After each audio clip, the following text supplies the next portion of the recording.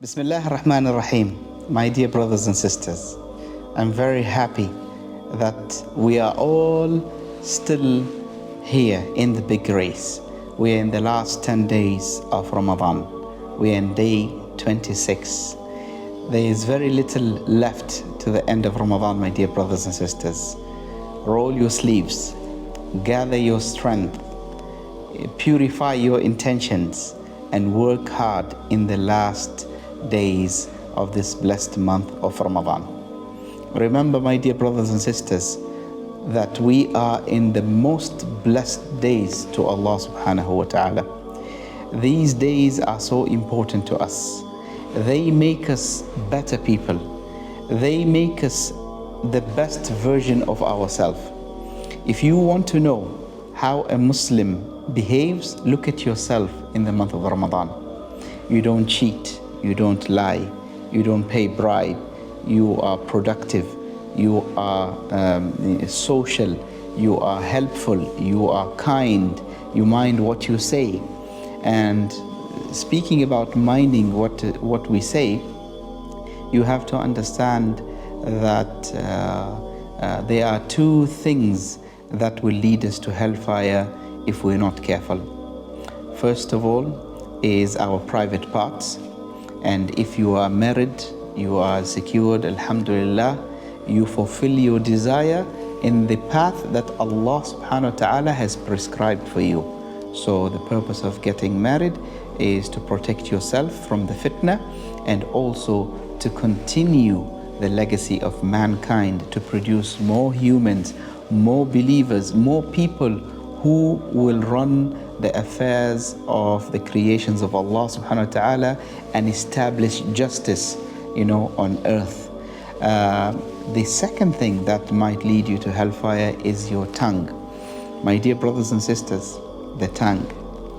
There are certain things you might feel that they are very small, but they are great in the sight of Allah subhanahu wa ta'ala. So one of them is the words that we utter. Sometimes we might find a brother who is not fasting. He might be a traveler, he might be sick, he might have any other excuses between him and Allah subhanahu wa ta'ala. We should not backbite them. We should not slander them. We should not think in a negative way towards them, because we don't know what they're going through.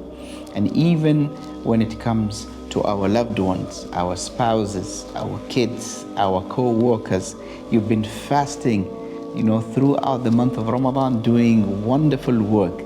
Do not ruin the last days of your dedication with negative words towards others, because Allah subhanahu wa ta'ala always reminds us that we should be careful when it comes to dealing with other people, to the right of other people. We should not transgress. So you need to sustain the effort that you put since the beginning of Ramadan. You need to maintain the level that you are in and put more effort and go to the next level. And you need to be patient until the end of Ramadan. Do not give up. I know there is so much temptation out there to go shopping, to prepare for Eid, and you always hear that the prices are the best, you have discounts.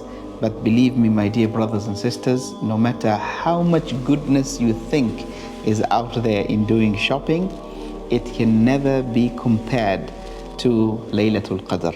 It can never be compared to the night of power.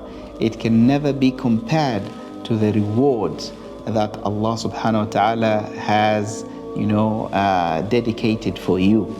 And on the day of judgment, you are going to see that reward and the effort that you put in this month. So a little bit of sacrifice, a little bit of more effort, less hours sleeping. This is the time where you test yourself. If you are tough, you're going to the gym, you are, physically tough. How about mentally? Are you able to be mentally tough?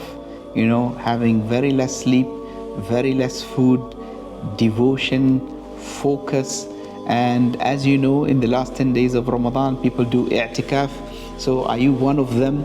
Are you those hidden soldiers praying in the dark, devoting their time to Allah subhanahu wa ta'ala? If you are one of them, then may Allah accept your deeds. If you're not one of them, so why not? Why don't you try it? Try i'tikaf. You might, get the blessings of Allah subhanahu wa ta'ala. You never know. So you have to be sincere. Don't be like, don't be like those who do any specific ritual. Let's say, for example, i'tikaf. But they tell the entire world, guys, I'm going for i'tikaf. Don't be among those. Don't ruin your good deeds by having another intention except pleasing Allah subhanahu wa ta'ala. So we call this in Arabic riya. Riya means doing something which is good in the eyes of others, but you're doing it for the wrong reason. You're doing it, if you're paying out charity, you want people to say you're generous. You're not doing it for the sake of Allah. You're not doing it because it is something that Allah has asked you to do. So be careful. You don't fall in the trap of the shaitan. We always blame the shaitan, but during Ramadan, there is no shaitan, there is only you. So if something goes wrong, it's your fault. Don't blame it on anyone else. So make sure you dedicate these last few days of Ramadan and make sure you're one of those who cross the finish line. And inshallah, I hope all of you, no exception, will cross the finish line and get the reward in Jannatul Firdaus. And in this world, don't forget the day of Eid. Take care of yourself, my dear brothers and sisters. Assalamu alaikum wa rahmatullahi wa barakatuh.